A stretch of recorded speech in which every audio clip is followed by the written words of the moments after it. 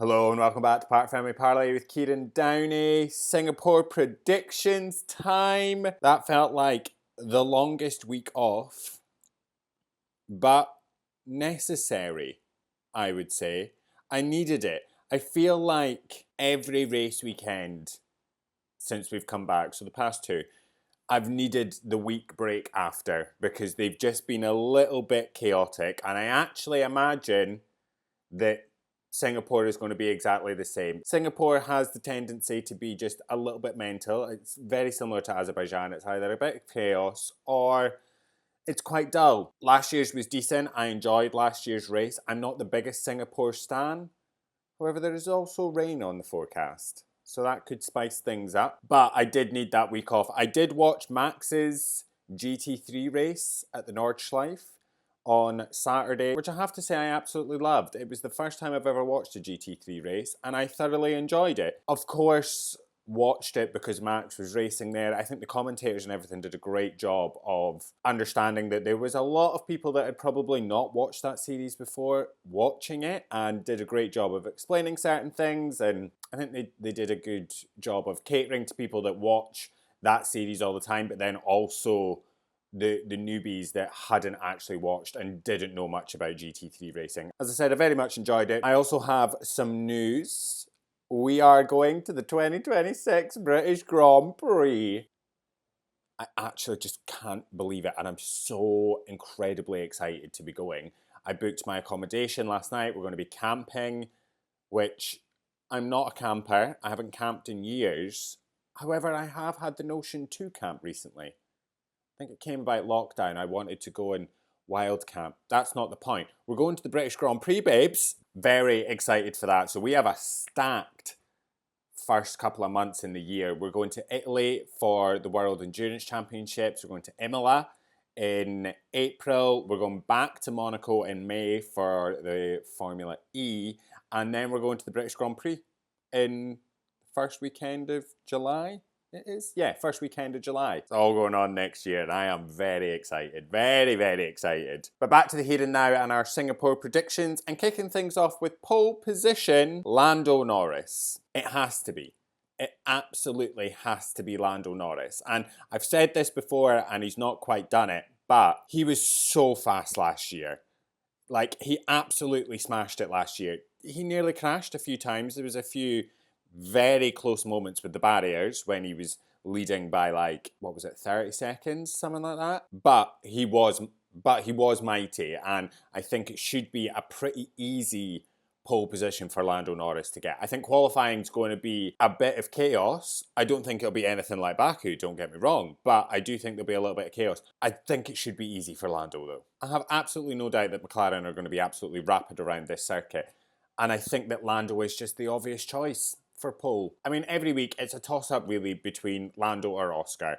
I do just think that Lando is going to have the edge. This is a track that he runs pretty well at, so I'm going Lando Norris. MP3 for the race, George Russell. He has had quite a few podiums this year, and listen, I know that Singapore's incredibly hot. I know that the Mercedes doesn't do well on incredibly hot tracks. It likes the cooler conditions. I know it's a night race, so the temperatures will be down slightly, but the humidity and everything's pretty high. But aside from that, George does run fairly well around Singapore, so I'm thinking it might not be all doom and gloom for George Russell. I think he should be able to do a pretty decent job and get back onto the podium. He's quite a few podiums this year. I'm not saying the same for Kimi Antonelli. I think Kimi might struggle, but George, I think, should do an alright job. For P2 in the race, I've gone Oscar Piastri. I think Oscar would take a P2 if it meant getting back on the podium. Even if he's behind Lando, I reckon he would take losing a few points in the Drivers' Championship just to be back on the podium after the complete disaster of Baku. It's not a run of form, it's like a blip. Every driver seems to have these little race weekends where they just have absolute disasters. That seems to have been Oscar's. I don't think it'll continue, to be honest with you. I think he'll be back on the podium. I don't think he'll be able to beat who I've put in P1. He still has a sizable lead, and as I said, I do think he would take losing a couple of points in the championship to Lando to just be back on the podium. Now in P1, I've gone Lando Norris. I think McLaren will be absolutely dominant around Singapore. The track will suit their car. It suits Lando's driving. Lando, as I said, always runs really well here. He did an absolutely great job last year, and arguably the McLaren is faster this year than it was last year.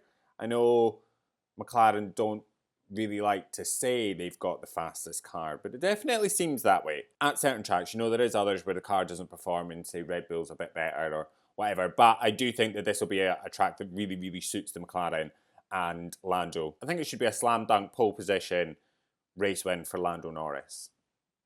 Maybe even, let's up the ante on that, Lando Norris Grand Slam. I think it could be a Grand Slam for Lando. As I said, I don't see him having much competition. I don't think Oscar will be too far off him.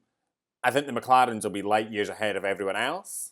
But I reckon Lando could do a Grand Slam this weekend. Now that I've said that, watch Oscar lead like 3 laps of the race during that sort of pit window area. Now for my other predictions, I think Max Verstappen will struggle this weekend. I don't think that will come as a surprise to anyone. Singapore has always sort of been a bit of a bogey track for Red Bull and Max.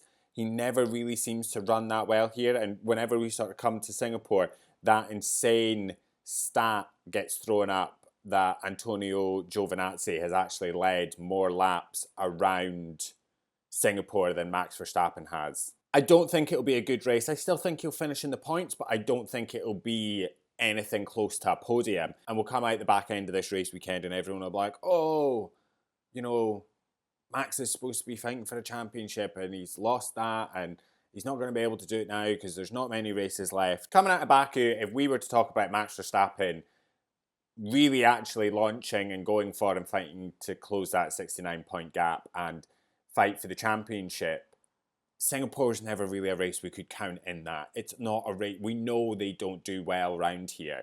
So if we were looking at that objectively to say Max could go and win this championship, you can't take Singapore into account of that to do well for Max. It's not going to happen. So you have to kind of look at the other races. Him and Singapore just don't go. They just don't go. He never does well around here. So I'm thinking Max will have a bit of a poor weekend. On the other hand, I think Aston Martin could do pretty well. I think we could see both drivers in the points. Alonso tends to run well around Singapore. He's had some decent success around this track. Couple that with the fact that there's a lack of long straights at Singapore, which arguably suit the Aston Martin and should make it more competitive. The car tends to do well at quite high downforce tracks. So all of these things I think are leading into Aston Martin having a bit of a decent performance, and I think they should both run pretty well around here. Yeah, I think both of them could be in the points this weekend, and I think potentially for the likes of Alonso, there could be a pretty decent points haul on the cards, considering the likes of Max Verstappen might struggle, and the likes of Ferrari. I think Ferrari might struggle this weekend. They seem to struggle with tyre wear this year, which actually has plagued them for a while now, but tyre wear will be a key factor in Singapore. And Ferrari just don't seem to do well with their tyre wear. Leclerc is usually an incredibly strong driver on street tracks, but Ferrari has struggled with their long pace. I don't think this track will suit the car. I think that they will be fighting for points, but I think they'll be fighting for the lower end of the points. I think they'll struggle with their long run pace. I think their tyres will struggle. I think they might be a little bit of at risk of overheating. I can already hear the radio messages coming now saying, you know, lift and coast. That's, you know, trauma-inducing for a Ferrari fan, but I don't think Ferrari's going to run that well. And that, my friends, is our predictions. I would love to know your predictions in the comments down below. We will be back very soon to discuss all things from the Singapore Grand Prix race weekend. But enjoy the rest of your day. I love you. Bye.